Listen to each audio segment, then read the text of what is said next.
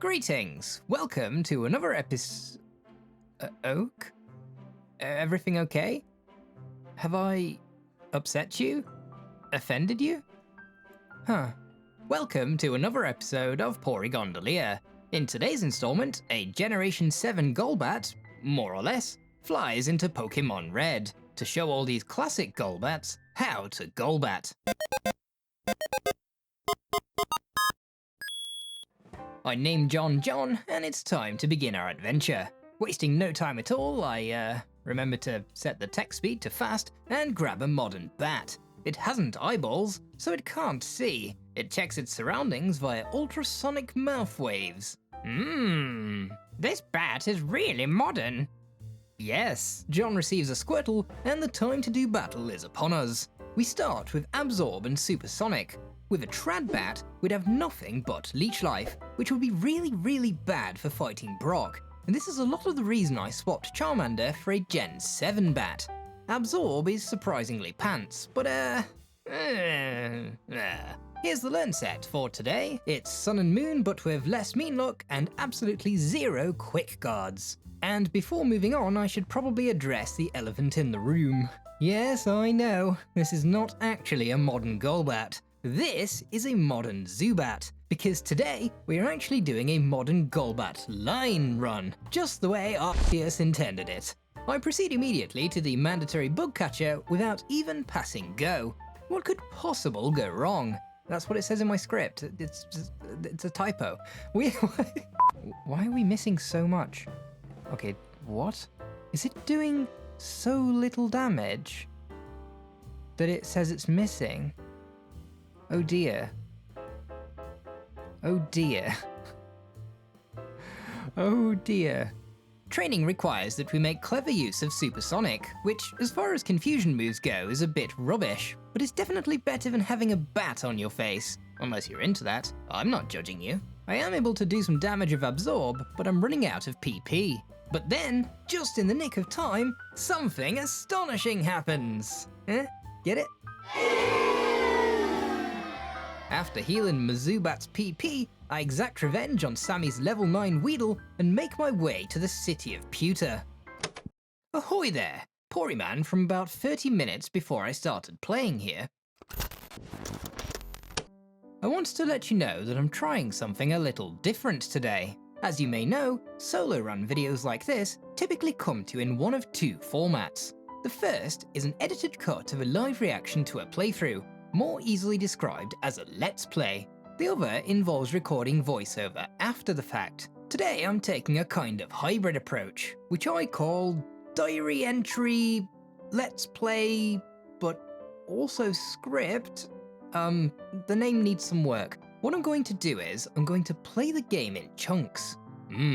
Chunks. When I reach a good place to stop, I'll save the game, fully edit what I have so far, and then proceed to continue playing the game.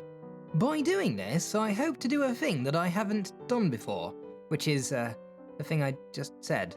I'm not sure why I'm doing this, it's just an experiment. Anyway, if you see a bunch of chapter cards with dates on, those are the starts of a new diary entry. Right, I'm gonna go and do the playing that you have already been watching. I wonder how it's going. Now, I think that Buzz Lightyear should be a very easy fight. Wasn't expecting to get hit like that. What? I try that again, making better use of Supersonic, and finish the fight 2 levels higher. Against Brock, as meticulously planned for the last few months, Zubat uses Absorb, and it does the thing I need it to do. The only thing to be wary of is Onix's Bide, and I do fall into that trap, but decide to press on, land a critical hit, and get the first badge faster than a classic bat ever could. I think. Probably. Go watch Matt's video, he knows what he's doing. Zubat has now learned to bite, 4 levels earlier than it usually would. Very modern indeed. And although Zubat is modern, Bite is just plain old normal Bite. Bite is a great power-up though, and quickly becomes my go-to move on Route 3. I also have the opportunity to add Wing Attack, but I took a look at how good it is, and it's not very good, in Gen 1 at least, so hard pass on the attacking wings of, what is that? Is that Zubat, is that you? Is that what you used to look like? Oh dear. Yeah, I bet you can't do that, Zubat. Eh? How do you like my Gen 3 moves? Seriously? Mount Moon will always be Mount Moon, won't it? Yes, Mount Moon do be Mount Moon. I'll do a few extra fights here as I'm anticipating a difficult Cerulean city, but as of this diary entry, I have absolutely no idea if that will be the case.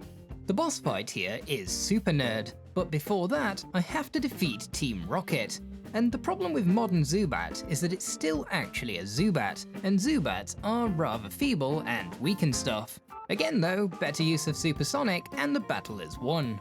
I award my bat's efforts with a potion, and ooh, Zubat, what a modern party icon you have. There isn't much to say about Super Nerd, other than that after beating his first 2 Pokemon, we learn Confuse Ray, which, following a quick check on Bulbapedia, I determined to be a significant upgrade to Supersonic. Before leaving, I do need a Paras. There's one. Confuse it, Astonish it, and catch it in a ball. Perfect. Alright, I think that'll do for now. Let's go and edit some video. Editor! Yes? I have a job for you. 1 day. He gives me 1 day per chapter. I think he should do this himself. As suspected, we are going to have a very tough time in Cerulean. We're currently 5 levels off from evolution, so to edge a little closer, I head to the gym to fight the more than good enough Goldeen trainer. Zubat takes a bite out of the fish, and then we proceed to lay on the confusion.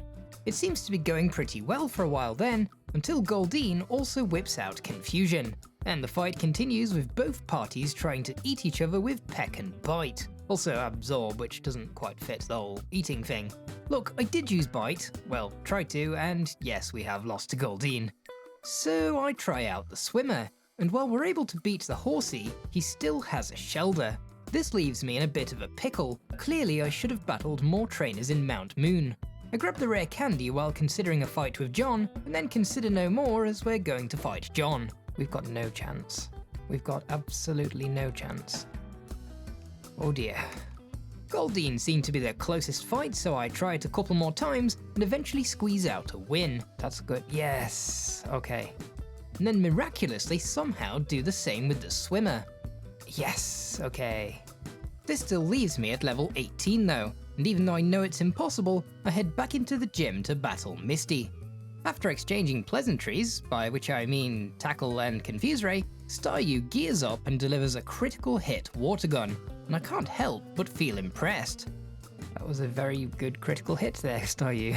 I quickly balance things out with a critical bite, and then Confusion comes to the rescue before I tidy up with Absorb. Obviously, things aren't going to go so well with Starmie, but she does spend a turn with X-Defend, giving me a chance to confuse Ray. Absorb does virtually nothing, and I'd love to tell you that we pull off a remarkable confusion-based win, but in reality, Starmie makes a beam of bubbles, and that is the end of that. So things are looking pretty hopeless, but what if I told you that the tables are about to turn in a way more table-turny than any table turn that has ever occurred in the history of Porygondolier table turns? Gosh, that sentence needed more commas. Just take a look at this next John fight. Pidgeotto kicks things off with Quick Attack, which is exactly what happened last time, but my strategy here is Confuse Ray and Bite. That's it, that's all I've got. Pidgeotto's Sand Attack, quick reminder, it hasn't eyeballs, so it can't see. It hasn't eyeballs. It failed, but that's not why. That should absolutely be a thing though. I think I'll put that in Ghost Lock. Now here begins the turning of the tables. Bite lands, and Pidgeotto hits itself. Bite lands, and Pidgeotto hits itself again. Bite lands, and that's a critical hit. Now, because Abra only has Teleport, the sensible thing to do here is spam Absorb. It's atrocious, but again, better than having a bat on your face. On defeating Abra, Zubat hits level 19. And modern Zubats at level 19 learn Air Cutter. What does Air Cutter do? Oh, it has a high critical hit rate and 55 power, so this move is going to be... well, let's just try it out on Rattata. Your eyes do not deceive you, that was indeed a one-shot, and we reach Squirtle with almost full health. You'll notice Air Cutter crits a lot, and that's because of the way that high critical hit rate moves work in Gen 1. It's based on Zubat's base speed, and if I've done the numbers right, we have about an 85% chance to crit. I know I said this was a table turn before, but I think this might be a more accurate description.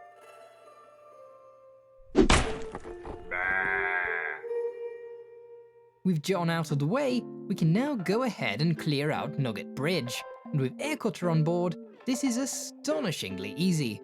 So astonishing, in fact, we barely make use of the move Astonish. And then, at long last, we have defeated the hiker.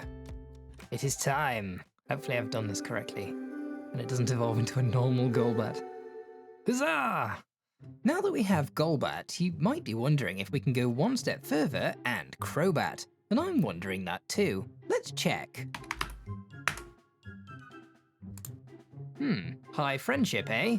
Let's check what Porypedia has to say about friendship. Friendship was invented in 1998 and shipped with Pokemon Yellow. It was then reinvented in 1999 for Gen 2. Oh, you're playing Red and Blue? Sucks to be you. I see. Porypedia, coming to an internet-enabled terminal near you, eventually. With Golbat's higher speed stat, we can now crit Air Cutter almost every time. But will it be enough to overcome Misty? Well, Starmie is still outspeeding Golbat, and to be honest, her Bubble Beam still scares me a little, so I asked Golbat to do the confusion thing again. And let's have a look at Air Cutter. Oh yes! And the confusion, very nice. And Air Cutter misses. So I guess it's an almost guaranteed critical hit, assuming it actually hits. It's still a great move. One more Air Cutter, and we're done! I actually drew a new sprite for the innocent bystander, and I kind of wish I'd used it today, but since I didn't, I'll just show it to you instead. I like this sprite. He's so innocent and bystandery.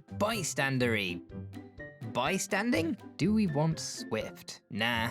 No body slam today, it can't learn it, but I will grab the candy. I always forget which door this is behind. Somebody remind me to make it a different coloured door or something. Sailor John, and we get to try out Air Cutter on his bird. Ooh, down in one. And this continues. And again. And Wartortle. Yep, this is fine. My good fortune continues in the Vermilion Gym, where I find the two switches almost straight away. Maybe I don't need to remove the puzzle. Who needs to heal? It's only Lieutenant Surge. Surge's Pokemon do resist Air Cutter, but it's still by far the best move to use, and Pikachu is a one-shot regardless. Raichu is a bit of a different story though. Come to think of it, Golbat isn't very fond of Thunder. X-Speed is good though, except that Raichu now gets to go first. First we'll use a potion. In my second fight, I make use of Confuse Ray, and it looks like we don't want to take any more than a single Thunder Shock. Oh no! Yes, he had an even better electric move. Well, hopefully we won't see that again. Battle 3, and again straight in with Confuse Ray. And... no... Oh, that is pain itself. In theory, I need to hit it with 3 Air Cutters, but actually, Raichu hits itself really hard, and maybe? Yes! That was a bit harder than I was expecting. Kind of forgot that bats don't like electricity. With that done, we can dig a hole in this house, it's okay, they allow it, procure a bicycle, and proceed to Route 9. Here we hit level 27, and Golbat gets another new move. Poison Fang is really cool. It deals 50 power of poison damage, but also has a 30% chance to inflict bad poison. Yes, the kind you can normally only dish out with Toxic, and I'm quite excited to see what this can do. The teleport TM30 is just down here. Might as well grab it, I suppose. Wait a sec. B? What could it be? What could a TM30 be? Rock Tunnel is up next, and what to say about Rock Tunnel? I guess Slowpoke's confusion is pretty painful, but that's about it, really. The exploding hiker, he's basically a chance to heal my Golbat. Ish. And just before leaving, well, what's that? How strange. TM47B? What is going on here? I enter Lavender Town, and this is the end of Chapter 2. The next part of our adventure has us heading to Celadon City, where in addition to the usual list of tasks, I also need to catch a bird. That's not a bird. I'm more of a bat person these days, but I do want a bird to fly me around. Golbat did actually gain the ability to fly back in 2006, but if you think I'm going to delete Aircutter for that, well, did you see the previous chapter? And between catching a bird and teaching it to fly, I also visited the Celadon City department store. Here, I used the only vending machines in Kanto, which is a funny detail as vending machines are notoriously scarce in metropolitan Japan. I then decided to check out the TM counter located one floor immediately above the ground floor. Before making a purchase, I take a nugget worth 5,000 and throw it on the floor, as I'm about to get an epic discount on a TM89 and I honestly feel a little bad about it. And to those waiting with bated breath for me to say this TM isn't real, I have only one thing to say. You believe that if you want to. My guess is about 5% of you will get that reference. Drop me a comment if you did. Grass-type Pokemon are famous for being afraid of birds, so it stands to reason that Erika's team will be doubly scared of a bat from the future with a tendency for cutting air. And yes, Victreebel and Tangela each fall in quick succession. Hello! Ah, greetings, Vileplume. Are you going to put up a fight? Ooh, good for you, Vileplume. Petal dance? Cool, good job. Goodbye! Your bat is remarkably modern. I must confer you the rainbow badge. Please also take this with you. Bruce received TM19B. Ordinarily, I give out TM21, Mega Drain. However, for a trendy trainer like you, I think TM19B is more fitting. TM19B contains Giga Drain. It's like Mega Drain, but better. This is my secret project. It's not ready to show to the world yet. Please keep it a secret. Let's teach it immediately. This is the oldest version of Giga Drain with 60 power and 5 PP. So I enhance its PP with some PP enhancing medicine that I found in the bushes and also in this plant pot. Giga Drain is sort of the perfect move to use on Giovanni. And yeah, Mega Drain would have been fine too, but Erika didn't give me that TM, so what am I to do? I do consider using Poison Fang here. Shall we try Poison Fang? Nah. There will come a time when there's a good reason to use Poison Fang, I'm sure. Hopefully yes, but so far, not really. Spooky John. Spooky John is a tremendously easy fight, and this is a good chance to try out Giga Drain on Wartortle. Yeah, it's pretty good. And now we just need to climb through the remaining 5.5 floors. Hello. Interesting. The channeler here is no trouble at all and definitely doesn't softlock me or anything, and it's always nice to see a Gen 1 Ghastly, don't you think? We now have the small matter of the ghost of Pokemon Tower. We can unveil it with our self-scope. Huh, it's a Marowak. Fancy that. Giga Drain. Ooh, now we get to learn Leech Life. Now, Leech Life in Gen 7, I think since Gen 7 has been a really good move, but in Gen 1 it's terrible, so let's just not. Pokeflute in hand, we can go wake up a Snorlax, and there's no real reason to actually defeat these, it's just something I like to do. I decide it's finally time to try out Poison Fang, and the damage it's doing is probably not bad considering it's a Snorlax. I want to see the bad poison, and it does happen eventually, but a little too late to be useful. Next up is Koga, and I kick things off with Air Cutter, which Coughing responds to with Smokescreen.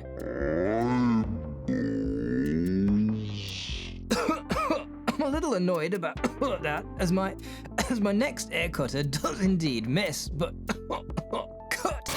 Mach is pretty beefy, and the battle cooks low and slow for a while, but we make our way through the appetizers to arrive at the main course. Wheezing is even more tanky than Mach, and has a nasty habit of blowing up, which is quite frightening now he's used an X attack. Air Cutter only knocks off a quarter, but we should be alright as long as wheezing keeps hitting itself.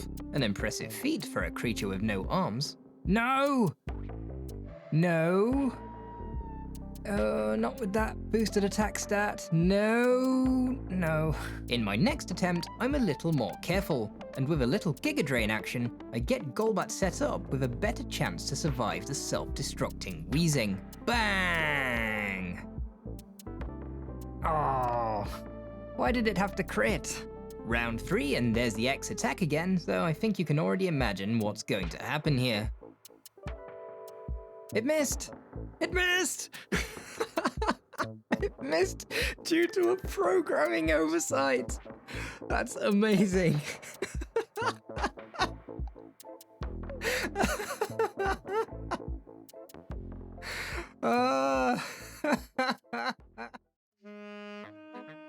The next part of the game progresses rather fast, which is a good thing as Editor is now a full day behind schedule and needs to catch up. Hang on. No, I'm not taking the blame for this. We head to the Sylph Co and grab the 10th floor items, except for the Earthquake TM because...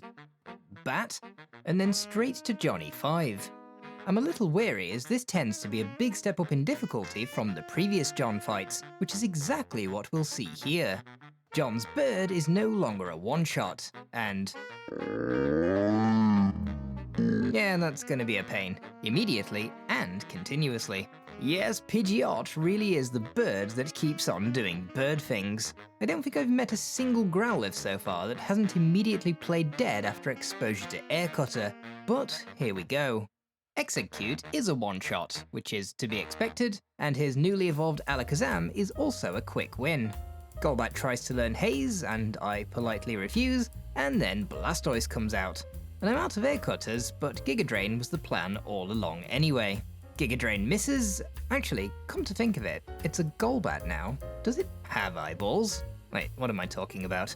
I never really thought about this, but evolution for Zubats must be wild. Imagine going your whole life not only blind, but completely without eyeballs. And then suddenly, one day, bam! You're a bigger bat and you can see stuff. I still reckon it can use bat magic to see without them though. Anyway, we've now missed with Giga Drain 4 out of 5 times, so thanks bird. Oh, and Blastoise just got a Gen 1 miss. I fall back on Poison Fang as my last damaging move, and nice. That wasn't a good battle, but we also didn't lose. I go see the nurse lady to fix Golbat's PP, and then take on Giovanni. I don't want to talk much about this fight as we're about to fight him again very, very soon, so I won't. And instead, we'll have a look at Sabrina. And now we'll have a look at my fight with Sabrina. Kadabra, one shot. Mr. Mime, one shot. Venomoth, also a one shot. Now, we just battled an Alakazam a few moments ago, but this one is different. And by different, I mean it's faster. Thankfully, Psywave is rubbish, but Air Cutter doesn't do the thing. And then Alakazam does a different thing, and reminds me that bats are weak to spoon bending. So when we try this again, I figure that Alakazam will have difficulty using its mind-bending spoon powers if it's feeling confused. And that bit of confusion damage is all I need to make up the difference. Once we win, I am presented with Venoshock.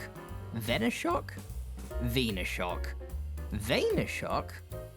No. And here's why I refused. Venoshock is quite nice because you get the double damage if the opponent is poisoned, but it really needs to be combined with Toxic, which is a kind of major change to my moveset. I was thinking of maybe combining it with Poison Fang, but because the poison is so unreliable, and just because the other moves are so useful still, I don't really want to drop Confuse Ray yet. I think I'm just gonna not bother. No, sorry Venoshock. Not this time.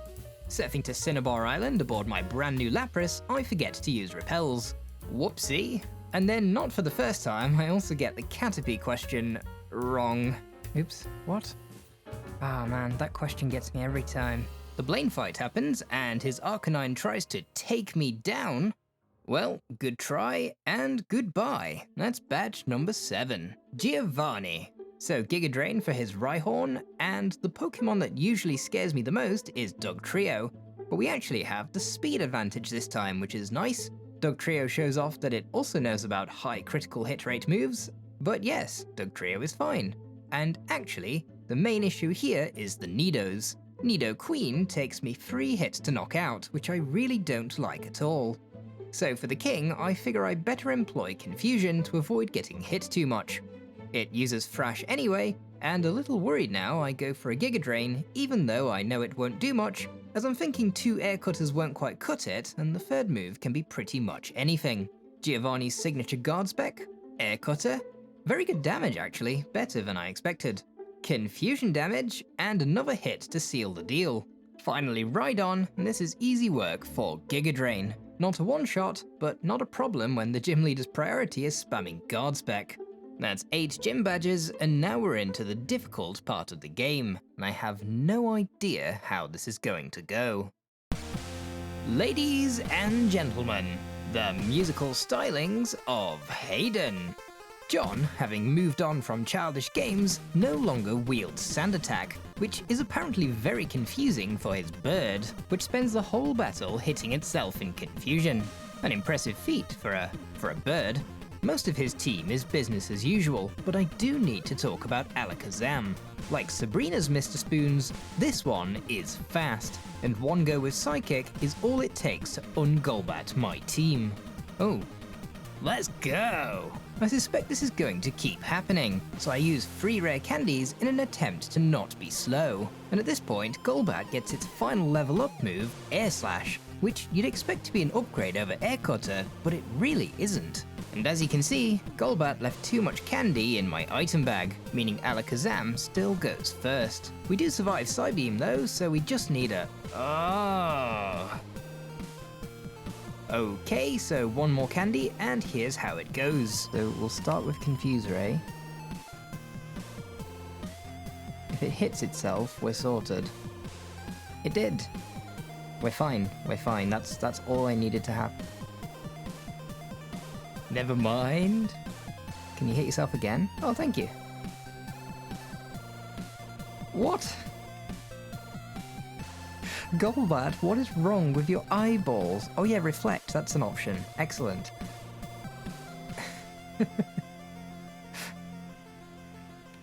That was quite lucky. Sort of lucky and unlucky at the same time. For Blastoise, my best answer is Giga Drain, which is a teensy bit underwhelming. But equally, for the time being, Blastoise doesn't have a great answer to Golbat either. And yes, that was intended to be blatant foreshadowing for the champion battle. But before that, we need to beat the Elite Four. I thought long and hard about strategies to use on Ice Lady, but in the end, Giga Drain is the best I could come up with. Due to the Gen 1 AI... Wait, we need a new word. Due to the Gen 1 battle logic, Dugong will prefer to rest rather than do battle. And by prefer, I mean it won't fight. Cloyster, on the other hand, is terrifying. That was a crit, but it doesn't bode well for the rest of the battle. Giga Drain not really doing enough, and I really didn't plan to still have Confuseray at this point, but it's just been too useful to let go. Due to the Gen 1 battle logic, Slowbro would rather continuously forget things than do battle, giving me a chance to try out some different moves. Still haven't really found a good use for Poison Fang. Now I'm hoping for a one-shot on Jinx. Please hit really, really hard. Oh, so close. Going into Lapras, there are 2 things I know for sure. It'll do nothing but Blizzard, and I have no chance of knocking it out in one. Therefore, the only way is Confuseray. And this is a good start. Now I want some HP back in case it does do Blizzard. But Giga Drain is shockingly bad. Come on, hit yourself again. Yes! After another Giga Drain, finally we have to stand up to Blizzard. And we can't. And that wasn't even a crit. Right, my preparation for the league was not terribly complete, so I grab another PP up to max out Giga Drain, and an Elixir for other PP related reasons. Also Calciums and HP ups because why not, and I'll also drop 3 more candies to try and level out the playing field. This time Lapras goes straight in with Blizzard, and Golbat is a bat. Bats don't like blizzards. Please don't quote me on that though, I'm not a bat expert, I just made that up. I try a couple more times and it's just not working. The kind of RNG we need is just too much. If only there was a way to power up Giga Drain. Ah, so goodbye Poison Fang and Mimic Amnesia. And because Slowbro won't fight, we can take our time maxing out on Forgetting. Now I'm not even going to bother with Confuseray, 1 Giga Drain is all it takes. Conscious of your time, I'll summarize Bruno by saying that I won, and now we can start to tie up some loose threads. Firstly, TM30B. If you guessed that this was Shadow Ball, congrats! Shadow Ball is a very modern Ghost-type move, invented in 1999. And since Ghost-type moves are strong against Ghost-type Pokemon, I really didn't want modern Golbat to miss out, hence the TM. We can try out Shadow Ball straight away, and it's great. Nightshade is fine. I mean, we don't want to get hit with that too many times, but that could have been a lot worse. Time for a Golbat showdown. I showed the old bat how it's done with Air Cutter, and here's a reminder that Golbat has always been a master of confusion. But Golbat does not wish to be shown up by a Golbat, and ignores the confusion to finish it off. Haunter should be straightforward with Shadow Ball, but Golbat is feeling really confused about its last opponent. It starts asking me strange questions like, why is my back sprite 56 by 56 pixels even though this is Gen 1? And are you getting deja vu? Nonsense, Golbat. I have no idea what you're talking about. Now, because I know that the final Gengar will take 2 hits, I'd really rather have more HP, so I use up my Giga Drains and hope for the best. Gengar comes out and we just barely have the speed advantage, so I use it to get it confused. And at this point, I'm not sure if Air Cutter or Shadow Ball is the better move. Let's try Air Cutter. I crunched the numbers afterwards, and yes, Shadow Ball. Oh no, don't do that. And it's always funny and a little frustrating when a bit of confusion or hypnosis wrecks one of these fights, but that's kind of what you have to expect when it comes to Agatha. Come on, Golbat. Shadow Ball. No! What is this fight? Shadow Ball! Alright, let's go fight Lance. It's now time to pull out another fancy TM. TM47B is Steel Wing. I originally added this as it's good against ice types, and I thought it'd help with the Ice Lady, but then I soon realized that since most of her ice types are part water type, it wouldn't actually help. I guess we could have used it on Jinx, but Jinx was never the problem anyway. But never mind, it won't go to waste as we can use it here. Unfortunately, I have nothing super effective for Gyarados, so I'll be relying on the 2 moves that have carried Golbat through the run. Hydro Pump doesn't really scare me. Oh, but that was a very impressive crit. Air Cutter. Oh no. Oh no, this is not good enough. No! No! Only... No! No! Well, since I didn't save, we do need to go through all that again, and I just want to show off a little funny moment in my second Agatha battle. So Gengar puts Golbat to sleep, which is obviously not great, but then it stands there hitting itself until it passes out. Then Golbat comes out, and to add insult to injury, adds confusion to my already immobilized bat. How can you be asleep and confused at the same time? And then, on the very next turn, it uses Haze, which in Gen 1 just basically fixes everything. So, thanks Golbat. We actually get pretty lucky in this fight and clear the whole thing without taking damage. Back to Lance, and my strategy is exactly the same as last time. I have a feeling everything will be fine once we get past Gyarados. Leer is good, especially since it failed, but Air Cutter being 3 shots to KO is not really to my liking. It was bad enough with Hydro Pump last time, but if Lance decides to use Hyper Beam, we're pretty much stuffed. Speaking of Hydro Pump, okay, I think we're fine. Why? Well, none of his dragons are actually going to attack. The Dragonairs will simply spam agility. This means I can use a few Giga Drains to get some HP back, which will be important for the only remaining risk here, Aerodactyl. Aerodactyl is weak to Steel, so I have high hopes for Golbat's new move. Come on, Steel Wing. It's not enough. Take down? Take down when we have a defense drop. I don't love that. Okay, we've basically won. Dragonite is locked into agility and barrier because of the Gen 1 battle logic, and now we can look ahead to the final battle of the game. And a battle like this demands a really special move. A move I'd been wanting to add to Gen 1 for ages now, and this was a great excuse to do it. See, a real modern Golbat gets access to a drastically powered up Leech Life, the biggest single glow up for a move in Pokemon history. and a strong bug-type move could really make the difference against overpowered psychic types. But I didn't want to mess around with Leech Life, as the impact would extend further than just my Golbat. And then I came up with a solution. TM89, U-Turn. With a base power of 70, this move is the best bug-type move in this particular version of Pokemon Red. Alright, let's do the fight. First up is Bird, and same as last time, this is a straightforward fight using Golbat's favourite two moves. Alakazam comes out and I quickly check that my party is empty. After all, this is a solo run and we're about to use U-Turn. As far as I know, the first documented use of Gen 1 U-Turn in the history of U-Turns. Oh, I can't believe U-Turn didn't get the job done. No. Unbelievable. Alright, time to throw everything into this battle, so I pull out my last 3 rare candies and give it another go. Golbat uses U-Turn.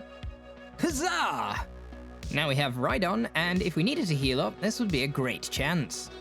Arcanine comes out, and all it does is Leer, which is actually pretty good as we get a special boost, or it would be if my fight with Exeggutor didn't go horribly wrong. U-Turn is quadruple effective here, so I'm really not sure why it falls short, but it does, and Exeggutor seizes the opportunity to do all of the bad things to my Golbat, starting with Barrage, which is critical and hits no less than 4 times, and then after a quick full restore stop, Stomp. The battle now turns back in my favour, and that damage wouldn't matter, only we're about to face Blastoise and we needed all the HP we could get. Why? Well, I think I said it best here. I'm scared of Blizzard. I'm really scared of Blizzard. And mostly I'm just really scared of Blizzard. Yes, it might have seemed like I'd chosen the easiest choice in Blastoise, but we do now have to deal with Blizzard. Oh, there it is. No, we don't have enough HP.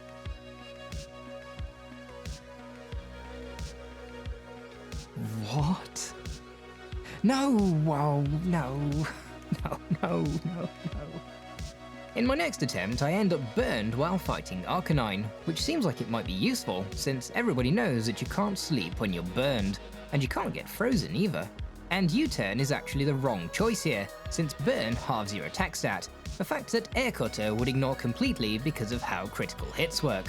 Nevertheless, we get through here and with a bit more HP left to fight Blastoise. We get the confusion on, but then we have to deal with Blizzard. We might survive. No. Blastoise free, and this time I decide to prioritize HP recovery over confusion. A questionable decision, but it kind of pays off. And then knowing that Giga Drain can't possibly get me back into the safe zone, Confuse Ray now seems like the only option. I really am glad I kept this move. The confusion does what I need it to, and now we're a single move away from victory. Come on. Yes! That was the first Blizzard in the whole playthrough that has missed, which, if you're familiar with Blizzard, is kind of crazy. And now, despite the 5% chance to miss, it feels only fitting to finish this off with Air Cutter. We defeat John and take our place in the Hall of Fame. Modern Golbat clears the game at level 63 in 5 hours and 51 minutes. Mr. Poryman, does your Gen 1 U-Turn really work like it should? Alright, let's take it for a spin. Yes, as long as you have other non-fainted creatures in your party, U-Turn will function exactly as it should, including preventing you from sending the U-Turner back out. And this move will feature in my work-in-progress ROM hack, Ghost Lock. I had a lot of fun doing this modern run. It was really refreshing to get to use a load of new moves. In my usual solo runs, I tend to limit myself to adding signature moves only. More or less, I might have taken a few liberties here and there. I have a few more Pokemon I'd like to try out in this format, and I look forward to sharing those with you in the future. This was a really big project, and I'd like to express my gratitude to my members and patrons, SuperbeeLavaman, hEYDON, Gym Leader Matt, and Teo at RBY Pokemon Challengers, members of the Porygondoliers Discord for their encouragement, and you for watching to the end of the video. Or perhaps you skipped to the end, in which case you missed me slowing down the word eyeballs multiple times. Also, I hit a number of Batman logos throughout the video, something I probably should have said at the start really. How many did you spot? And as always, I'd like to wish you a wonderful day, and I look forward to welcoming you back to another video soon. For now, Bye!